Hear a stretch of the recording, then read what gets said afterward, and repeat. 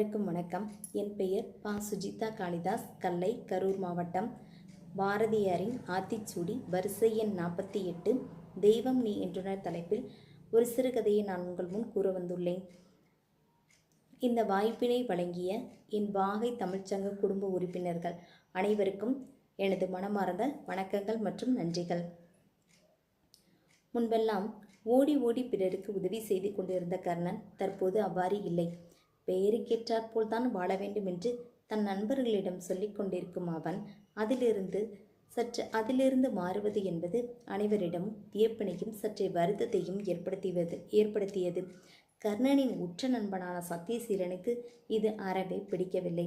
ஏனென்றால் கர்ணனே தன்னுடைய அனைத்து செயல்களிலும் முன்மாதிரியாக இருப்பான் என்று சொல்லிக் கொண்டே இருப்பான்.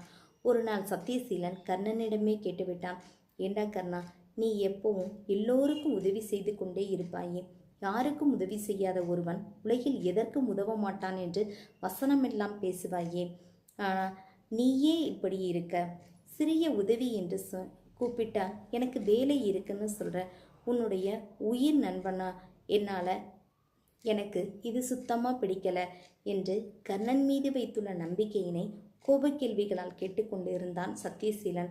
இதனை பொறுமையாக கேட்டுக்கொண்டு இருந்த கர்ணன், ஆமாம் சத்யா, நீ சொல்வது உண்மைதான். நான் பயிரென்று நினைத்து உதவி செய்தால் அது கலையாக மாறுகிறது. மனித இனம் என்று நினைத்து உதவி செய்தால் அதில் சில மனிதமற்ற இனமாக இருக்கிறது. சில நேரங்களில் நான் செய்த உதவியை நினைத்து நானே வருந்தி இருக்கிறேன், ஏண்டா செய்தோம் என்று. இப்படி தன்னை போல் பிறர் இவ்வுலகில் இல்லை என்ற ஒற்றை வரி பதிலினை இவ்வாறு பலவாறாக பிரித்து சொல்லிக் கொண்டிருந்தான் கர்ணன். இதனை அமைதியாக கேட்டுக்கொண்டிருந்த சத்தியசீலன் ஒரே ஆச்சரியம், நம்ம கர்ணனா இப்படி பேசுவது என்று மெல்ல கர்ணனின் அருகில் சென்று அவனது தோள்களில் கை வைத்து கொண்டு, ஆமாம் கர்ணா, நீ சொல்வது உண்மைதான். நெல்லுக்கு இறைத்த நீர் வாய்க்கால் வழி ஓடி புல்லுக்கும் அங்கே பொசியுமாம் என்று அறம் நிறைந்த அந்த காலத்திலேயே ஔவையார் சொல்லியிருக்காங்கடா. இதுதாண்டா யதார்த்தம். நாம் உதவி செய்கிறவங்க எல்லாம் நல்லவங்களா இருக்கணும்னு நினைக்கிறது தப்புடா.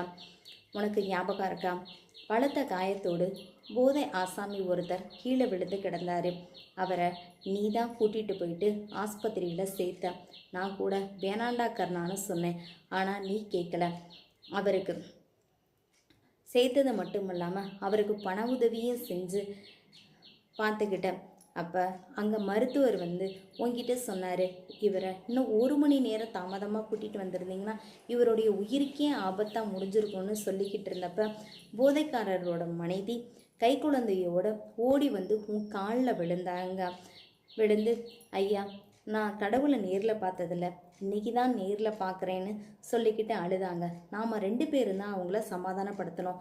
அவரோட அம்மா, எனக்கு ஒரே பிள்ளையா, அவரோட உசுரை நீங்கள் காப்பாற்றிட்டீங்க அப்படின்னு சொல்லி உன்னை கையெடுத்து கும்பிட்டாங்க, ஞாபகம் இருக்காடா அப்படின்னு சொல்லிட்டு சொல்கிறான். கர்ணன் மெதுவாக தலையசைத்து கொண்டு, ஆமாம் சத்யா என்பது போல் நின்று கொண்டிருந்தான். இதுதாண்டா உலகம். போதைக்காரர் தானே கிடக்கட்டும்னு நான் சொல்கிறத நீ கேட்டிருந்தா இன்னைக்கு என்ன ஆயிருந்திருக்கும். அந்த போதைக்கார ஆசாமியோட மனைவி தன்னுடைய கணவரை இழந்திருப்பாங்க. அந்த பச்சிளம் குழந்தை தன்னுடைய அப்பாவை இழந்திருக்கும். அவர் அம்மா தன்னுடைய ஒரே பையனை இழந்திருப்பாங்க.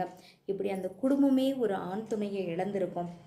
இப்போ அந்த போதைக்காரர் தன்னுடைய குடும்பத்துக்காக தன்னை மாற்றிக்கிட்டு வேலைக்கு போய் தான் குடும்பத்தை காப்பாற்றிக்கிட்டு இருக்காரா கர்ணா, தெரியுமாடா உனக்கு? கெட்டவங்க எப்பயுமே கெட்டவங்களாக இருந்துட மாட்டாங்கடா. நாம் செய்கிற சிறு உதவி கூட அவங்கள நல்லவங்களாக மாற்றிருண்டா. எப்பவும் போல எல்லோருக்கும் உதவி செஞ்சுக்கிட்டே இருடா. எல்லோருக்கும் உதவுகிற குணம் கடவுள் கொடுத்த குணம்டா. அது எப்பவும் யாருக்காகவும் எதற்காகவும் நீ மாற்றிக்காதரா என்றான் சத்தியசீலன்.